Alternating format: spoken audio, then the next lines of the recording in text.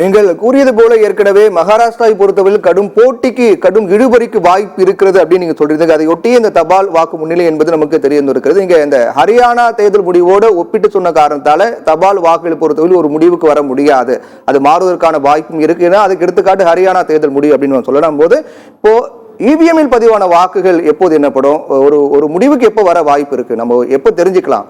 பிரவீன், தற்போது குறுக்கிடுக்கு மன்னிக்கிறோம், 8:30 மணி முதல் இவிஎம் வாக்குகள் எண்ணப்படும். தற்போது தபால் வாக்குகள் தான். ஆனால் தற்போது மிக முக்கியமான ஒரு தகவல் வந்திருக்கு, மிக முக்கியமான பிரேக்கிங் செய்தி. வயநாடு நாடாளுமன்ற இடைத்தேர்தலில் பிரியங்கா காந்தி பெரும் முன்னிலை. பதிவான தபால் வாக்குகளில் 90% வாக்குகள் பிரியங்கா காந்திக்கு கிடைத்திருப்பதாக தகவல்கள் வந்திருக்கின்றன. எனவே பிரியங்கா காந்தி முதல் சுற்றிலேயே முதல் ஆரம்ப கட்டத்தமான தபால் வாக்குகள் எண்ணிக்கையில் பெருவாரியான வாக்குகள் வித்தியாசத்தில் முந்த ஆரம்பித்திருக்கிறார். தபால் வாக்குகளில் பெருவாரியான வாக்கு வித்தியாசத்தில் முந்த ஆரம்பித்திருக்கிறார் பிரியங்கா காந்தி என்ற தகவல் வந்திருக்கிறது. பிரேக்கிங் செய்தியாக போடலாம். வயநாடு தொகுதியிலே பிரியங்கா காந்தி முன்னிலை, தொடக்கத்திலேயே அபார முன்னிலை பெற்றிருக்கிறார். தபால் வாக்குகள், பதிவான தபால் வாக்குகளில் 90% வாக்குகளை பெற்றிருக்கிறார் என்ற தகவல் கிடைத்திருக்கிறது. எனவே அவர் முன்னிலை பெற்றிருக்கிறார் என்ற தகவல் நமக்கு கிடைத்திருக்கிறது. எனவே வயநாட்டில் பிரியங்கா காந்தி முன்னிலை என்ற மிக முக்கிய தகவல் தற்போது கிடைத்துள்ள தகவல்.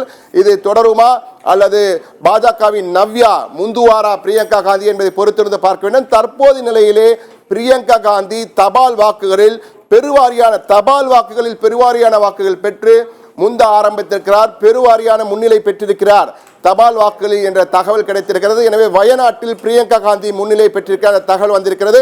இந்த சூழ்நிலையிலே நீங்கள் தற்போது மகாராஷ்டிரா நிலவரத்திற்கு சென்றோம் என்றால் அங்கு 89 இடங்களுக்கான முன்னிலை நிலவரங்கள் தெரிய வந்திருக்கிறது. இதில் 51 பாஜக கூட்டணி, காங்கிரஸ் கூட்டணி 31 என்ற வகையில் இருக்கின்றன.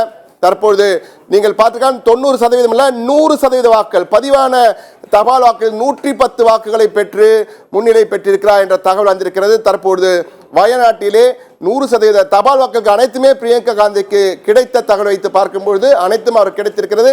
ஆனால் மீண்டும் நமது நேரலுக்கு மிக தெளிவாக சுட்டிக்காட்ட விரும்புகிறோம், இவை அனைத்துமே தபால் வாக்குகள் எண்ணிக்கை நிலவரங்கள்.